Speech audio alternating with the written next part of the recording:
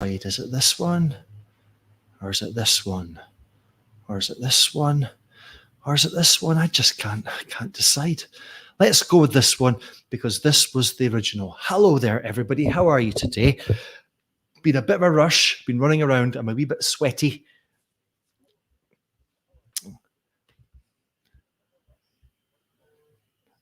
Bear with me 1 minute. I've made an amateur mistake here, a complete amateur mistake. There we are. I had the YouTube window open on a different tab. I was hearing myself. What an amateur mistake to make that is. Anyway, yes. Hello, everyone. How are you? Lovely to see you here. If you're there and if you can see me and if you can hear me, it'd be lovely if you could just say, hello, Jamie, I can see you and I can hear you. Until I get someone leave me that comment, I always feel a little bit worried that I'm talking to a giant void. Some of you have said hello. Hello, Anna. Great to see you. Hello, Chrysanti. Hello, Willie. Hello, Sarah. Hello, Nicole. And hello, Sophia. How nice to see you all. But yes, despite the fact that some of you said hello already, please say, hello, Jamie. I can see you. I can hear you. And that way I can, Nicole's the first. Sarah's got in there. Anna's got, great, fantastic. And thank you so much, everybody. I really appreciate that. And if you are watching this in the future, if you're not watching it live, in other words, my name is Jamie, and I'm the founder of Lesson Stream, a community of teachers with a passion for using story in the classroom to engage students. Many of the teachers from the Lesson Stream community are actually with us right now. I can see you.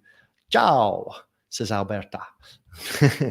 And so thank you for joining me. Thank you for joining us. It's so nice to see you. This is becoming a bit of a sort of Thursday or Friday thing. I've still got to still got to decide on a specific day and time to go with it consistently. But I just guess I'm a bit indecisive. Listen, let's start with a question. And this is a question about language, and it's a question about English and its relationship with German. And I want you to think, can you think of any words that English has borrowed from German? That sounds obviously yes. But how about words that stay German? There's lots of Germanic words that we have in English with Germanic roots have come from Germanic languages, so it shouldn't be too difficult. But what about words that stay German? We use them in English, but they stay German. That's a great example. Kindergarten, says Willie. Great example. Hello, Gillian. Nice to see you here. So we've got Willie with kindergarten. That's a perfect example of a word which is English is borrowed from German, but it hasn't changed. It's kept the word in German. There's a few others I've thought. There's quite a lot of dark words. There's like Schadenfreude. Do you know Schadenfreude? Schadenfreude's this fantastic human thing that it is to be human. The whole sort of the phenomenon of taking pleasure in other people's misfortune. We've actually got there's a free lesson plan that you can access on the Lesson Stream blog. I've put the link below, called First Day with My New Drone. And this kind of explores Schadenfreude, because the students who hear the story have to decide how they would like it to end. Do they want it to end well for the main character or badly for the main character? It's always quite impressive and surprising to me how many students want to see things going badly for this poor man that you can see in the illustration. So kindergarten, Schadenfreude, that one we just mentioned. Also, this is an interesting one. This is a word that's called, sometimes it's called a calque, spelled C-A-L-Q-U-E, I think. It is borrowed from the language, but then we translate it directly. And the word in German is an Ohrwurm, an Ohrwurm. You know the idea that if you hear a song, a catchy song, you can't get it out of your head, the melody is playing over and over again, that's an Ohrwurm. But English, we've borrowed it and we've translated it directly into an earworm, which is one of my favorite words. It really is. And it's an English word now because, well, it's a calc, an earworm. So if you've got a problem, if you can't get a song out your head and you go to the doctor will tell you you've got a bad case of earworms. I don't know if they ever actually come into your head in plural, but maybe in a very severe case they do. I don't know. An earworm. And also a very important one, if we go back to this right here, why did I consider using this icon? The word we've borrowed from German is a doppelganger. And I'm sure you know what a doppelganger is. Do you know what a doppelganger is? What's a doppelganger? A doppelganger, which literally in German means a double walker, is, well, I've gone to Wikipedia to have a look for you. It says that it's a biologically unrelated lookalike or a double that a living person has. So it's not your identical twin, but it's someone else in the world that looks exactly like you. And often this doppelganger or your doppelganger has sort of ghostly qualities. There's a sort of supernatural element to the person. And there's lots of literature has involved doppelgangers. Perhaps you know some. And often a doppelganger is used kind of interchangeably with the idea of maybe your alter ego as well, or an evil twin. And I guess if we're talking about the sort of doppelgangers of the type we find in literature and art, it's a very bad idea if you ever meet your doppelganger. You don't ever want to meet your doppelganger, because if you do you know what happens? You die. Yes. Yeah, that's right. So why am I telling you all this? What's all this about? Well, this is not about earworms. It's not about ohrwurms. It's not about kindergarten. It's not about icebergs, as Georgelina said. Nice one. I think that's German, isn't it? Maybe that's a half calc. It's about a book I'm reading. And it's this book right here by Naomi Klein. Do you know Naomi Klein? Hang on, I think I'm a bit dark, right? So I'm just going to.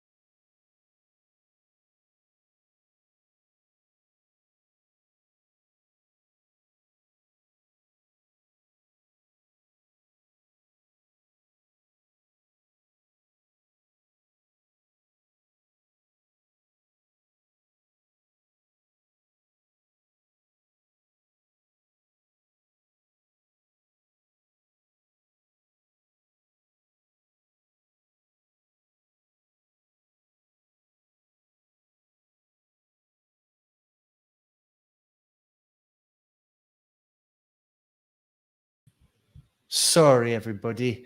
Am I back? I froze very badly. I got stuck in the previously mentioned iceberg. Can you see me and hear me again now? Let me know if I'm back. And once I've heard from you, I will continue. Yes. Where were we? Anyway, yeah, Sarah, thank you. I'm back. That's right. I'm back. You don't get rid of me that easily. No, you don't. You can try, but it won't work. Yeah, I was just trying to readjust the lighting a bit, and in doing so pulled out the cable, my internet cable, like a goddamn idiot. So sorry about that. So yes, so Naomi Klein, who some of you will remember from her 1999 book. That's where I remember her from. No Logo. She's a social activist. She's a political sort of analyst, and she's just written this book called Doppelganger, and she claims that this is a book that she never ever wanted to have to write, because what has happened with Naomi Klein in recent years, in the last 4 years, more or less, is that she's consistently become confused with another woman that's got a kind of, to an extent, a sort of parallel life. They have a very similar sort of professional life, let's say. They started at the same time, similar times. And so she's become very much confused in the media, in social media, with this other woman who shares the first name. The other woman is called Naomi Wolf. I wonder if you know either or both of these women, Naomi Klein and Naomi Wolf. And I'm sure some of you have been confused time and time again with other people. It can be mildly disappointing or vexing. But when it happens consistently and habitually, it can become very, very annoying. Especially if this is in a professional context or a social context as well. Why not? But I think that what makes this most problematic for Naomi Klein here, and why she's written this book, is that not only is she always mistaken for Naomi Wolf. These two people are often conflated, but Naomi Wolf holds completely opposite sort of political views to Naomi Klein. They're like, politically speaking, they're like chalk and cheese. And it's quite interesting because these two political beliefs that they have, these two kind of outlooks on the world that these two women have, are almost representative of the sort of thing that we're seeing in not just in US political society, but in other parts of the world too. You know, we're talking about sort of beliefs and conspiracy theories, which is very much what Naomi Wolf is all about. Naomi Wolf she was originally known as a feminist writer back in the 90s, and they both launched these very influential books, No Logo and Naomi Wolf's, forgotten the title of it. But you see from there, Naomi Wolf has sort of changed her political outlook, done a 180-degree turn, and she appears on the likes of Steve Bannon's show. Steve Bannon was the strategist for Donald Trump during his political campaign. So this has become incredibly problematic for Naomi Klein, and that's what's caused her to write this book. And in the book, she explores not just what it's like to have a doppelganger, she calls Naomi Wolf, but why the world has got to this situation of having such polarized views of the world, how we got here, why it exists. I'm finding it very interesting. I'm only about a third of the way through, but I really recommend it. And in chapter 4 of this book,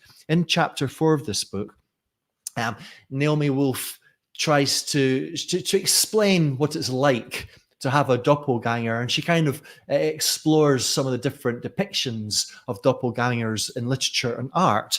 And in doing so, she describes quite a famous painting. And I'm going to read to you right now the words that I have here in front of me I'm not reading from the book, it's an audio book I'm listening to.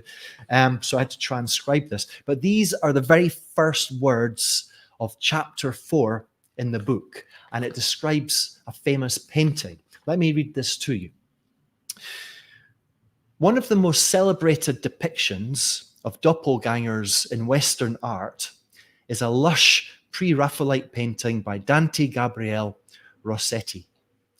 It depicts a couple in medieval dress in a dark forest who come across another couple in their mirror image. It is not a happy encounter. The man who sees his double draws his sword in anger, while his female companion faints, overcome by the uncanny sight. The piece is titled How They Met Themselves. Now, when I first listened to those words, I mentioned that I'm listening to the audiobook, so I didn't read the words, I heard the words.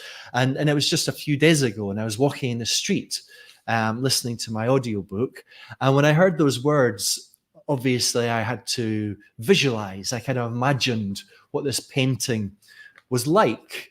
according to Naomi Klein's words. And I wonder if you know the painting. Did you construct some sort of mental representation of the image according to Naomi Klein's words that I just read to you? Let me just show them to you. This is the text, one of the most celebrated depictions of Goppeldangers. Depicts a couple in medieval dress in a dark forest who come across another couple who are their mirror image. It's not a happy encounter. I love that line. It's not a happy encounter. My alarm's going off. Everything. Stop.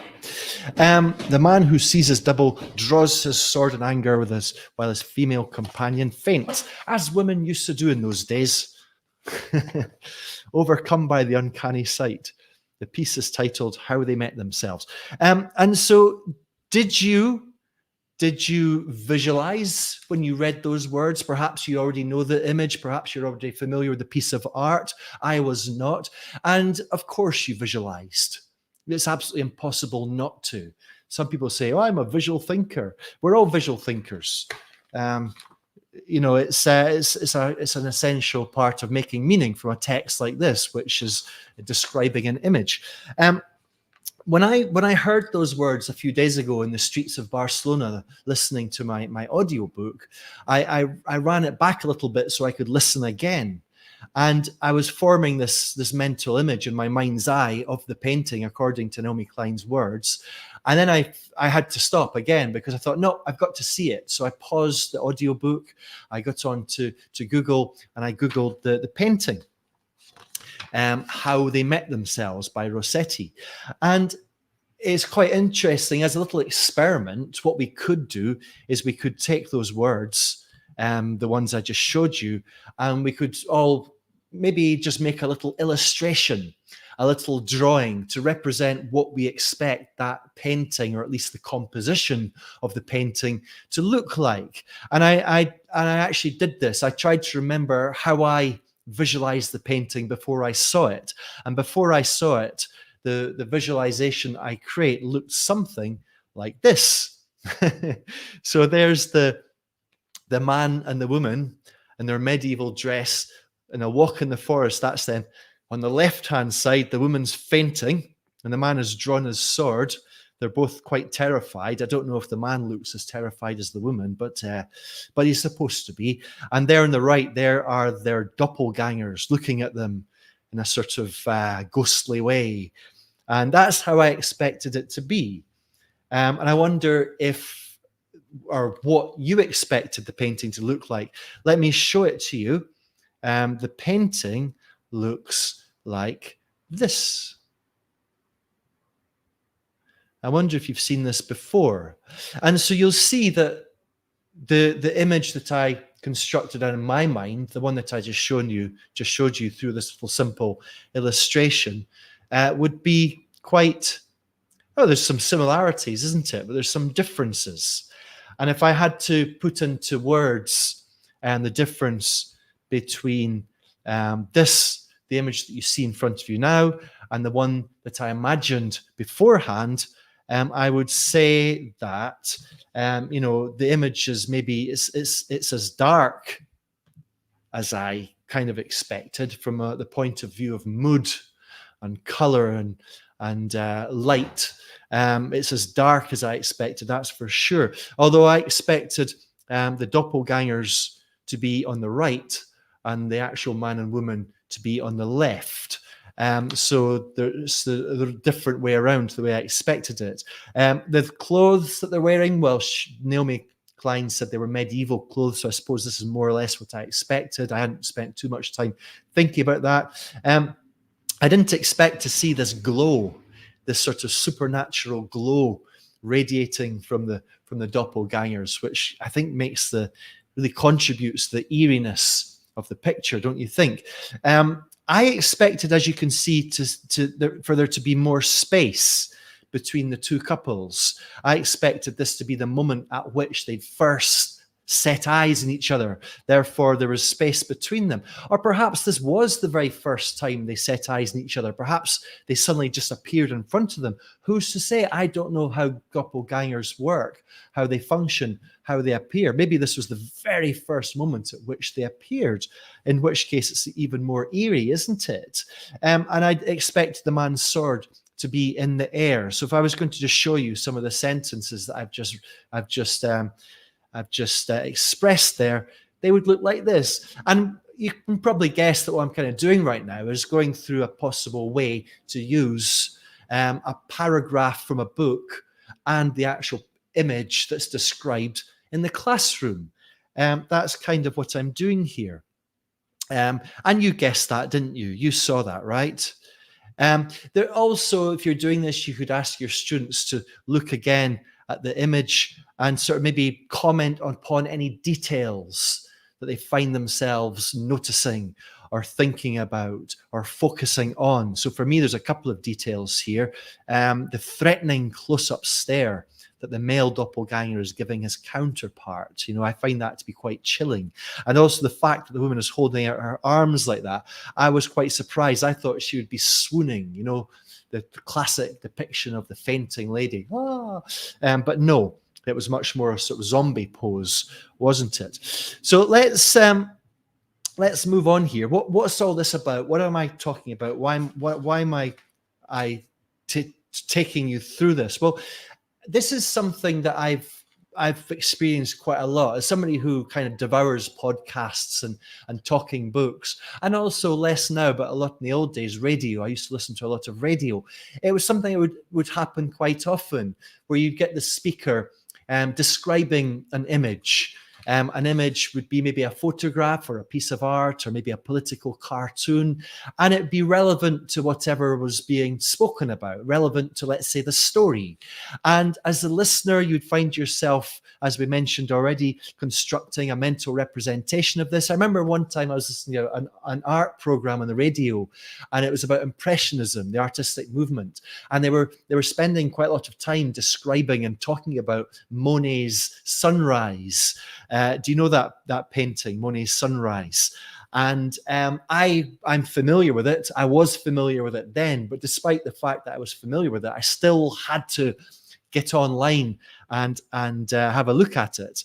And this is the one I'm talking about, in case you don't know. This is called Impression Sunrise. Great stories behind this picture. It was the painting that actually gave rise to the label, the Impressionists. And that came through a piece of a crit from a very prominent art critic. It was supposed to be an insult. He called it just an impression. Monet kind of liked that and decided that's what the movement could be called. We are the Impressionists. And so the point I'm making here is when you're listening to a radio program or a podcast or a talking book and they start to refer to an image, there's certainly for me a sort of motivation, really quite a strong motivation. You want to see that image with your own eyes. It's not good enough just to listen to it. I can't assume that you're all the same as me, but I suspect that some of you at least are,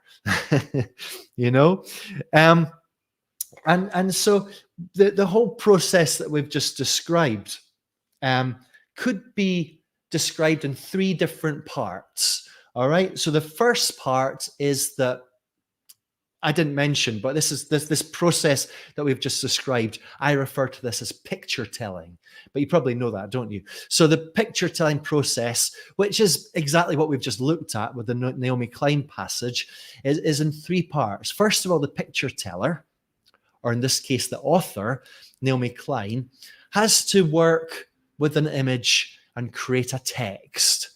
The text in this case was that paragraph that Naomi Klein included in her book. It took some work on her part. She had to look at the image. She had to write that text. It wasn't improvised. It wasn't just, she didn't just pull it out of the air. It came with some careful work and some careful consideration of which elements of the picture she wanted to refer to. I loved that line. It was not a happy encounter.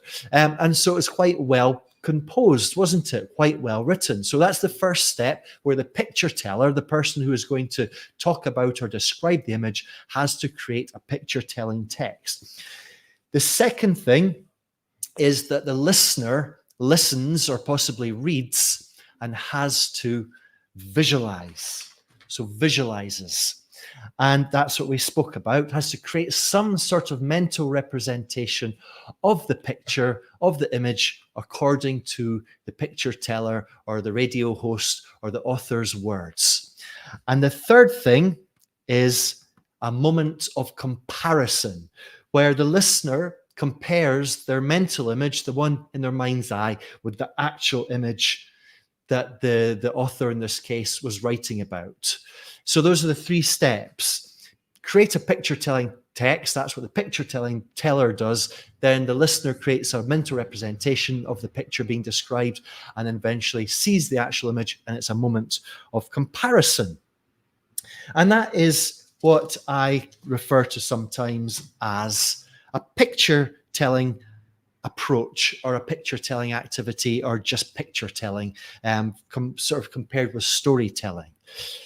Let me just see. Now, Alan says, yeah, this is very interesting. Doppelgangers, the mystery of the famous series Twin Peaks. Exactly. I wonder if any other people know any good examples of doppelganging. If it's is it a verb to doppelgang, to doppelgang up in somebody? Why not? Yes. As I'm speaking, I'm trying to multitask here. I'm just realizing there was something I should have got before going live today. But I mentioned that this was a lot of running around today, so I'm not as organized as I would be on different days. Bear with me. What's the other one? The picture of Dorian Gray is, in a sense, a sort of got a doppelganger theme, hasn't it? I mean, doppelgangers are not set in stone. There's a lot of ways they can be worked with. Also, what's the other one I'm thinking of? Vertigo deals with doppelganging.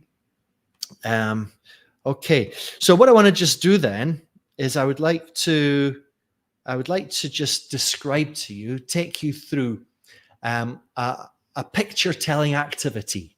Okay, and this is an activity that you may be familiar with. You may be familiar with this. And just as I've mentioned before, in a picture-telling activity, the picture teller, in this case, it's me, the teacher, spends some time working with an image, creating a text about it. And in the classroom, the text that you create, we can treat it as any text. For example, we can choose to pre-teach language from it, or prime students for it, or do a pre-listening or a pre-reading.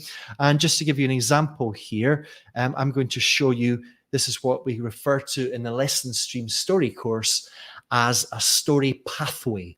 This is a series of phrases that students are going to meet in the text when they hear it in the same order that they appear.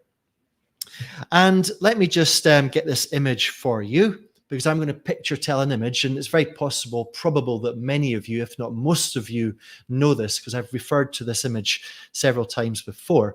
But I don't know if you know the Guardian newspaper. The Guardian online newspaper has a section called In Pictures. And when I'm organized, I try to visit In Pictures when I can and see what's happening in the world. And very often they have wildlife photographs, and they have some lovely wildlife photographs when they do appear in the In Pictures section of The Guardian. And the photograph that I'm looking at right now is, believe it or not, which you probably can guess because of what you see in front of you in this so-called story pathway, it's a wildlife photograph. And in this photograph, there's a brilliant green leaf. By the way, I'm looking at my photograph on my iPad, you see. So I'm looking at the picture. I can see it, but you cannot. And this brilliant green leaf is covered with lots of raindrops. And they look like little glass balls. It's beautiful.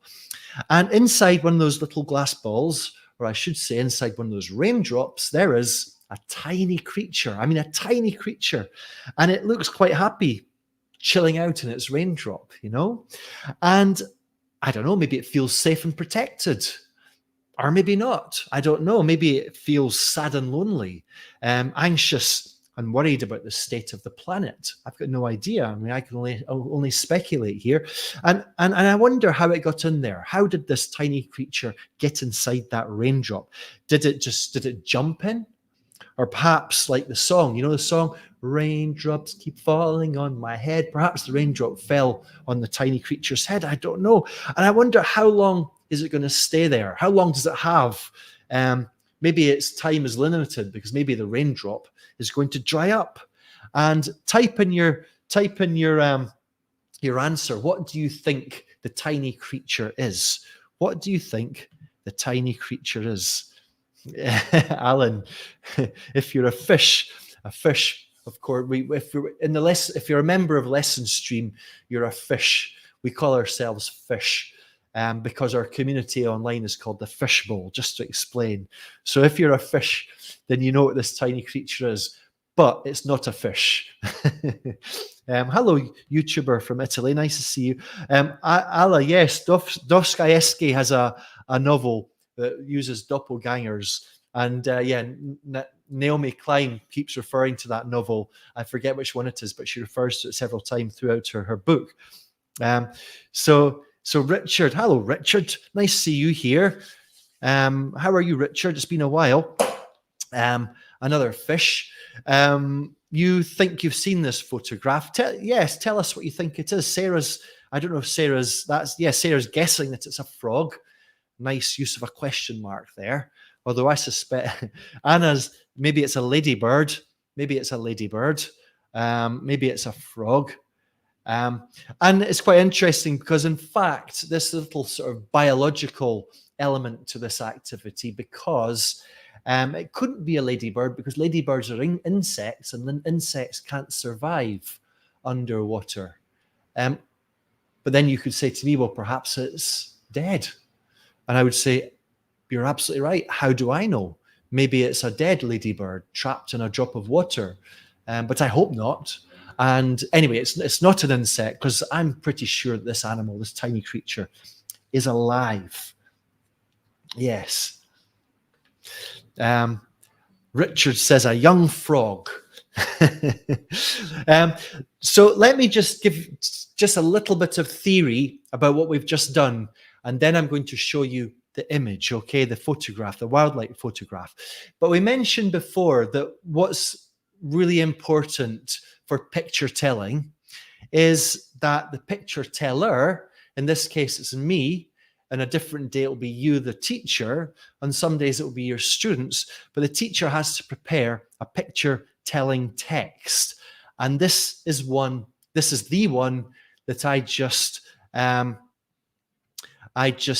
presented. And there's a little tip here, a little picture telling text, that when you do come to doing picture telling, you can cheat. That's why I used this as the introductory slide. So here's me, holding my iPad in front of me, looking at the photograph that I just described to you, but I'm actually holding that story pathway over the top of it. And that helps me to, negotiate through the text. And so I want to just stress this again. This is really, really important, that the secret to picture telling success is to prepare your text beforehand. That's really important. I did it in this case. Naomi Wolf did it. Oh my goodness me. Naomi Klein did it in her book. If you're going to be hosting a radio show or a podcast, you're definitely going to take a few moments to work with an image and decide how you're going to describe it. I would always do that if I was going to be doing one of these Lesson Stream lives and I was required to describe a photograph or an image or a piece of art. I would always want to have a bit of an idea about how I'm going to do so. It's just like storytelling. The secret to good storytelling is to think about your story beforehand. It's the same principle here. So prepare your text, and when you come to do the picture telling, you can actually cheat. It's not cheating. Your students need never know. You can lay the notes just over the picture and refer to it. But don't forget, you're still looking at the picture and sometimes eyes up to your student. Okay, let me show you the photograph. The photograph is, as some of you had said, it is a tiny wee frog, a young frog, as Richie says. And this photograph was actually, I didn't realize it until later when I read the description. It was a pond lotus leaf taken in Nepal, but by this man Navesh Chikra. It's my eyesight, so it's too bad. Chitrakar. Yes, taken in 2019. So yes, it wasn't a ladybird. It was a frog. It was a frog. And some frost drops. They do look like frost drops, don't they? I thought they looked like little. Don't you think that's quite beautiful? Don't you think that's quite a beautiful photograph? I can't assume that you do. By the way, just in case you don't know, this lesson plan, Frog in a Raindrop, is one of 150 lesson plans in Lesson Stream. You get instant access to all of them as soon as you join. But this one's also free. You can download it at my website, lessonstream.com. Just go to the site and you can download it there. That's what it looks like. Do you know the story course, the Lesson Stream story course, as we call it? The Lesson Stream story course, we've just started a new unit, and the unit is on picture telling. And this is some of the things that we're looking at. We're discussion of what kind of images work well for picture telling, how to source good pictures for picture telling, a bit of theory about the different kinds of story that come out of picture telling and how human beings interact with images. There's some material writing where you're being encouraged to create your own picture telling activities. I'll be giving you feedback, and there's lots of pre-existing picture telling lesson plans in the resources section, and there are more to come. To join, it's a subscription. We could be selling courses for hundreds of pounds, but who's got hundreds of pounds spare? So it's a very affordable price of €8.99 per month. That gives you access to everything. That gives you access, or $89.90 per year. That gives you access to the Lesson Stream membership, which is the resources, the lesson plans, the courses, the development, and the community, which we refer to as we mentioned before, the fishbowl. And if you're thinking of joining, sign up. If you decide it's not for you, let us know within 3 weeks and you get your monies back. All right. So what I'd like to do then, just to take this home and finish off, is I want to just share with you 6 principles, practical principles, some of them theoretical principles about what picture telling is and what picture telling does. All right? 6 principles about picture telling. And the first one is that picture telling, or rather I should say that withholding the image is a good presentation technique. Okay, this is a natural thing. We looked at this paragraph that came from Naomi Klein, and she was, for practical reasons, she was required to withhold the image from her reader's view because she was writing in a book. Okay, they might have decided to include a copy of the image in the book, but not in the, maybe there is one included, I don't know, but not in a talking book, not in an audio book. But when we go on to maybe presentation, withholding an image is a really, really impactful thing to do. And just to give you a demonstration of this, let me take you back to what was the year? What was the year? The year was the year that the product of the decade was launched. And you know what I'm talking about, don't you? We're talking around about 15 years ago. I'm going to guess it was 2008.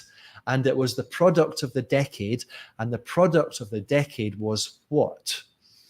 It was an iPhone. And I don't know if you remember the iPhone launch when Steve Jobs stepped onto that stage. And what he did not do, what Steve Jobs did not do was to step onto the stage, click the clicker, let the audience see a picture of an iPhone, and then talk about it. That's what he did not do. That would be the wrong way to do it.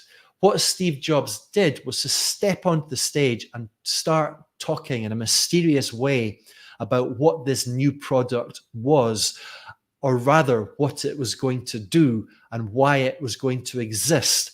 And the audience weren't quite sure what this product was, but they were so curious to see it. They wanted to know what it was. They wanted to see it. So by the time Steve Jobs clicked the clicker so the audience could see the slide and they were introduced to the picture of the new iPhone, until that moment, they'd been going crazy with curiosity, wanting to see the image. This is the power of withholding the image. This is the power of what you can do if you're a presenter. And I see too many presenters not doing this. They use the slideshow to almost dictate the presentation. They'll click the clicker, an image will come up and they go, oh yeah, what I want to say about this is that. If you decide to withhold your image, you can get so much more out of it. And I even see this in photographers. I've seen lots of photographers present their work. And again, in my mind, it could be so much more impactful if they could tell us at least a part of the story before they show us the photograph. But habitually, they show us the photograph first, and then they start talking about it. And I think if you want your audience to listen to you and to get curious and to want to see the picture, you will withhold that image, not for necessarily 10 minutes like Steve Jobs did, but just at least for a moment. As a teacher, you can do the same. I always start by thinking, what or how can I just withhold this and maximize communication from the image that you want to use? So that's the first thing. And by the way, no, there's no by the way. No, the second thing, a picture telling activity is not a picture dictation. This happens a lot when I present it. I present this idea of a picture telling, and a teacher also goes, "Oh yeah, this is a picture dictation." It's absolutely not a picture dictation, and it is quite interesting because the very first time I ever wrote about picture telling was in this book, Images, which was published in 2008, and I didn't call it picture telling back then. I called it a mental image dictation. I suppose I was influenced by the kind of terminology or the standard idea of what a picture dictation is. If you don't know what a picture dictation is, there's an example I found online from the British Council website, link included below. And the idea is you start with a picture and the teacher has to describe it. And in doing so, students have to draw it. A picture dictation is an activity in accuracy, and making sure that you understand the difference between left and right, up and down, being able to do lots of prepositional phrases and spatial elements going on, a lot of language used to describe that. Ultimately, it's an activity which is all about accuracy. A picture telling, on the other hand, is not. When you put an image into words and the other person visualize it, it's not actually an activity in accuracy. When Naomi Klein described that image of the dark painting, she knew what she was doing. She wanted to capture the essence of the painting, and she did that very, very well. You know, the image that I created in my mind was certainly dark. I was curious. The fact that the image I created in my mind was not the same as the actual painting itself does not matter. This is what it is to be human. You know, we put images into words. Then when your listeners hear those words, they interpret it, they comprehend them, and they create their own image. It's not about accuracy. It's about imagery. It's poetic. One person's imagery is different to another. So this is really important. It's not a picture dictation. The third thing is that picture telling is more than just describing. A picture dictation, which I've just shown you, is all about describing. There's nothing much more to it than that. And why would there be? Because the image that's being described exists for no other reason than that activity. On the other hand, picture telling, you're using stories, you see. And if we just look at this text one more time, I mean, how much of it really is a description? You may have thought that 100% of this text is a description, but it's not. Only a part of it is a description, quite a small part. The rest of it, what you see here in orange, is really is me putting into words what's happening here in my own mind as I look at the picture. This text really captures the relationship between me and the frog, or at least the photograph. Do you see what I mean? The orange text is all about, there's lots of hedging. There's me speculating about the frog, asking questions about the frog, comparing the raindrops with little glass balls. It's very, very subjective. It's very interpretive. The language reflects that. And this text is me putting into words the relationship between me and the image. And I like to exploit that through this lesson plan, because when students eventually get to see the picture of the frog, they then get to ask themselves and then later discuss the same questions that I put to myself. Do you think the frog is happy in the raindrop or not?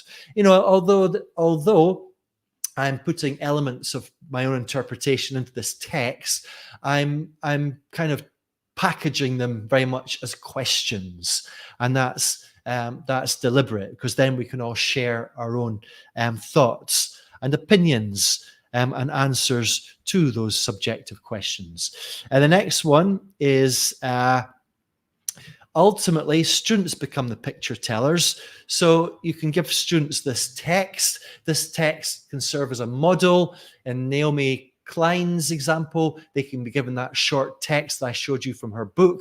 That can serve as a model. Then later, students have got to find an image they like, in this case, based on a theme, and that theme is wildlife photographs. In the case of Naomi Klein's, it could be trying to find another example of a dark painting, and there's lots of great examples, aren't they? A dark painting, an eerie, sinister painting that students can remember, and then write a similar passage about it. So, this is a means to an end, the end being students become the picture tellers. But don't forget that teacher-led picture telling is a great activity for listening, for comprehension, for cognitive processes, specifically creating those mental images, and for curiosifying, a word that I made up. Number 5, I think this is number 5, is picture telling can involve a central question or visualizing task, but this is not an absolute requirement. What I mean by that is that, you could ask students to draw a very quick outline of the piece of art that Naomi Klein described, just to kind of represent the composition as they imagine it. You remember I showed you mine? Or in the frog image, I asked you to guess what the tiny creature was. In another situation, a classic one that I do is I describe an image, but don't tell students the genre. They then have to guess what the genre is. Is it a cartoon? Is it a painting? Is it a photograph? Is it well, whatever, really? And that's a sort of visualization or a thinking task. And we can use these when we create our own picture telling activities. But really importantly, this is not an absolute requirement. In my experience as a listener, and as my experience as a teacher, just describing an image is often enough to curiosify your students. So it doesn't have to be complicated. I say this because when I'm working with teachers and they're creating their own picture telling activities, I think they feel the need to ask too many questions. And I think you don't have to. Short texts, communicate the image. Students will then get involved in it through this cognitive process, which is to visualize. Number 6, ultimately, picture telling is storytelling. You know, we mentioned this idea that a part of the picture telling text will be a description, but ultimately it falls within something bigger, which is a story. It's a really good way to introduce a story.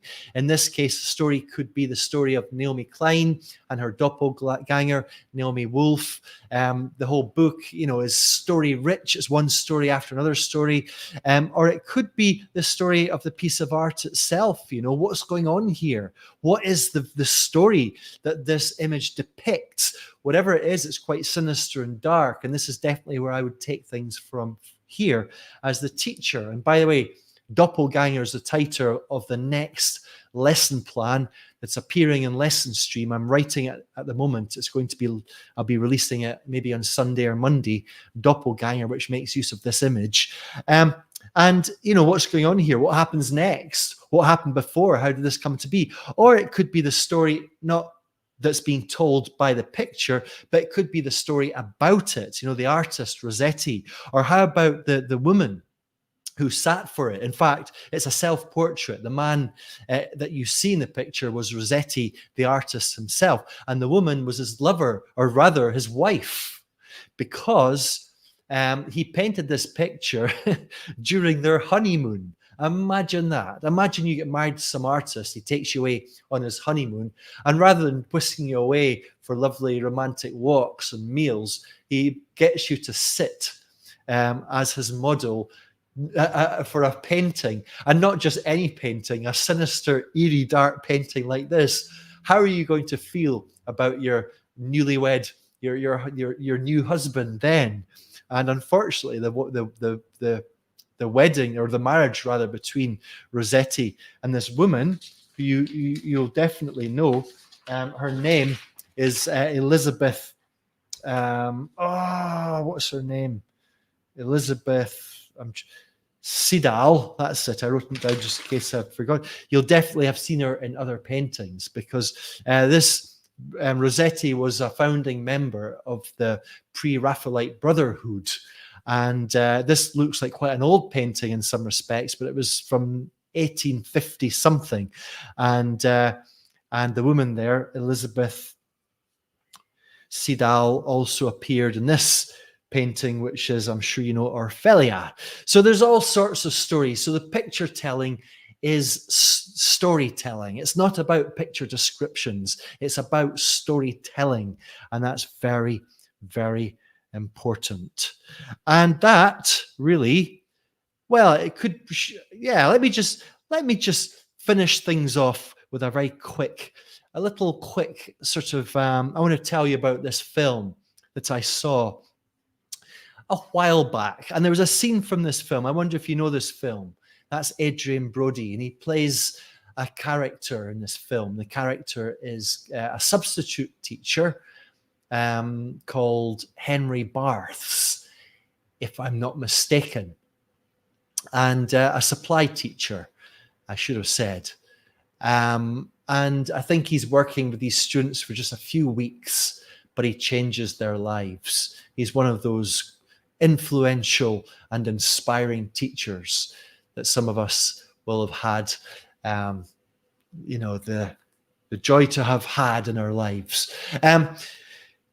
There's a key scene from this film where Henry Barths, played by Adrien Brody, he's standing at the board and he writes one word on the board, and the word is assimilation.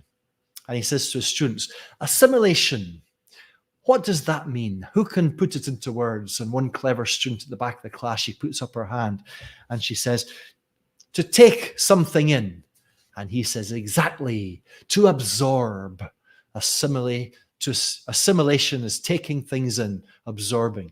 Then he writes another word on the board, and the word is ubiquitous. He says, who can describe this word? Who can put this word into words? And the same student puts up, she's a clever clogs, she puts up her hand and she says, everywhere, all the time. And the teacher says, yes, exactly. So then he writes on the board, ubiquitous assimilation. Who can put this into words? A different student puts up his hand and he says, always taking in everything all at the same time. Always taking in everything at the same time. I think that's what he says. And the teacher says, exactly, well done. And then comes the key line. Then comes the key line from the teacher. He does that teachery thing where he puts his hand on his chin like this. And he says to his students very sagely, very wisely, and this is the killer line coming. He says, how can you be expected to imagine anything when the images are always provided for you? And I do quite like that, don't you? How are you expected to imagine anything if the images are always provided for you? And I'd love to think that Henry Barths, that teacher played by Adrian Brody, would give the big thumbs up to this lesson stream live and picture telling in general. So that takes us to the end of our session. I hope you enjoyed that. Thank you very much. Just before you go, I always mean to ask this halfway through. I always forget. If you haven't done anything already, could you do me a big favor and like this video, give it a thumbs up. And also, if you're not already a subscriber to the YouTube channel, click and subscribe. And if you'd like to do me a huge favor, copy the URL at the top of the video and then share it in your Facebook or your Twitter or your LinkedIn or whatever your favorite social media platform is, because that way, as soon as I hang up here, the recording will be instantly available and the URL is the same. Isn't YouTube clever? Yes.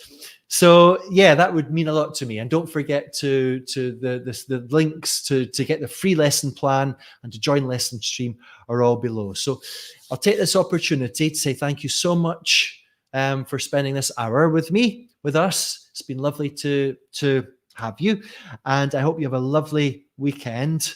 Thank you, Mighty. Thank you, Anna. Thank you, Sophia.